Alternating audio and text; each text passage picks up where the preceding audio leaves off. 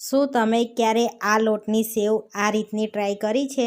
તો આ લોટની સેવ તમે એકવાર ચોક્કસથી ટ્રાય કરજો. એકદમ ટેસ્ટી અને સરસ લાગે છે, એકદમ ક્રિસ્પી. તો આ સેવ તમે ચા સાથે ખાઈ શકો છો અને બાળકના લંચ બોક્સમાં પણ આપી શકાય છે. એટલી ટેસ્ટી બનીને રેડી થાય છે આ સેવ, અને એકદમ ફટાફટ બની જાય છે ને એકદમ ઇઝી રેસીપી છે. ફ્રેન્ડ્સ, આજે હું શેર કરીશ તમારી સાથે જુવારના લોટની સેવ બનાવવાની રેસીપી. તો અહીંયા આગળ આપણે ક્રિસ્પી સેવ બનાવવાની છે. તો અહીંયા આગળ 1.5 કપ જુવારનો લોટ લઈ લીધો છે આપણે. હવે એક મોટા બાઉલમાં આપણે 1.5 કપ જુવારનો લોટ લઈ લઈશું.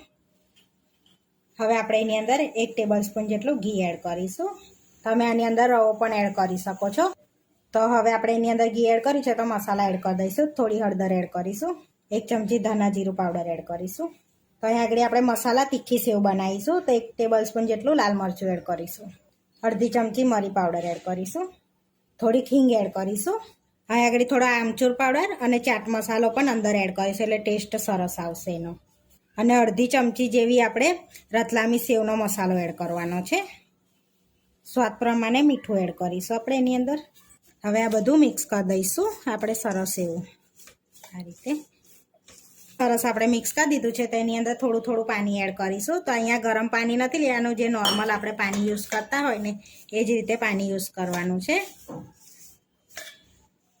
તો આપણે સરસ એવો લોટ બાંધી દીધો છે. તો આટલો લોટ બાંધવા આપણે 1 ગ્લાસને પાણીની જરૂર પડી છે, જોઈ શકો છો. તો હવે થોડુંક આપણે એને ઢીલો કરીશું. તો થોડું થોડું પાણી એડ કરતા જઈશું અને આ રીતે મિક્સ કરતા જઈશું આપણે. આ રીતે સરસ એવો લોટને બાંધી દીધો છે, જોઈ શકો છો આ રીતનો. હવે થોડુંક ઘી એડ કરીને કેળવી લઈશું.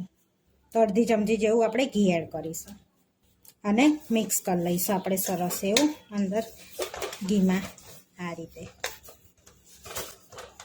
તો સરસ આપણો આ રીતનો લોટ બંધાવો જોઈએ.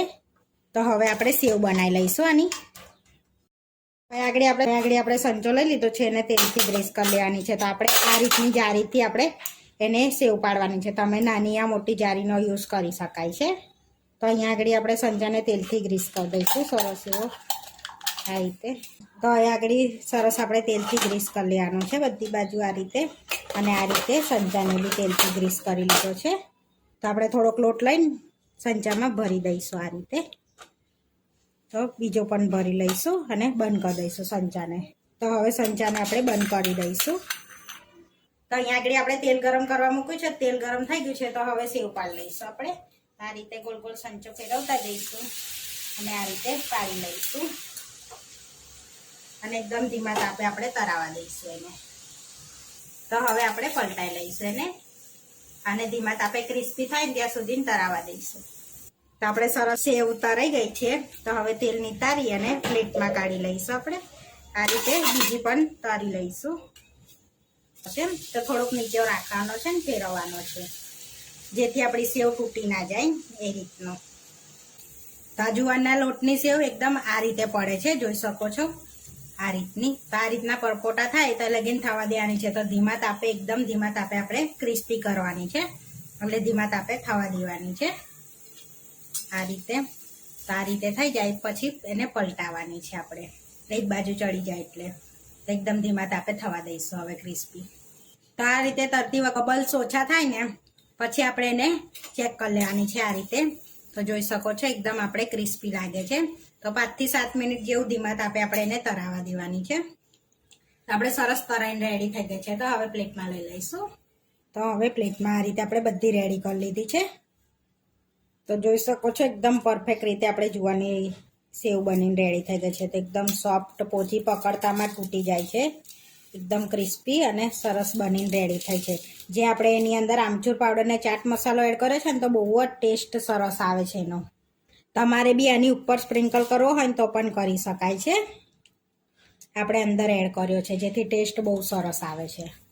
તો હવે આપણે સર્વ કરી લઈશું એને. તો અહીંયા આગળ પ્લેટમાં આપણે સર્વ કરી લઈશું. તો જો પકડતામાં જે તૂટી જાય છે ને એકદમ ક્રિસ્પી ક્રિસ્પી અવાજ આવે છે. એકદમ ટેસ્ટી જુવારની બનીને રેડી થઈ ગઈ છે સેવ. તો તમે આ સેવ બાળકના લંચ બોક્સમાં પણ આપી શકાય છે, ચા સાથે પણ ખાઈ શકાય છે. એટલી ટેસ્ટી જુવારના લોટની સેવ બનીને રેડી થઈ છે. આવા વિડીયો જોવા માટે મારી ચેનલને સબસ્ક્રાઈબ કરો, લાઇક કરો અને શેર કરો અને તમે જરૂરથી ટ્રાય કરો. ફરી મળીશું નવા વિડીયોમાં. કોમેન્ટ કરીને જરૂરથી જણાવજો કે તમને આ મારી રેસીપી કેવી લાગી.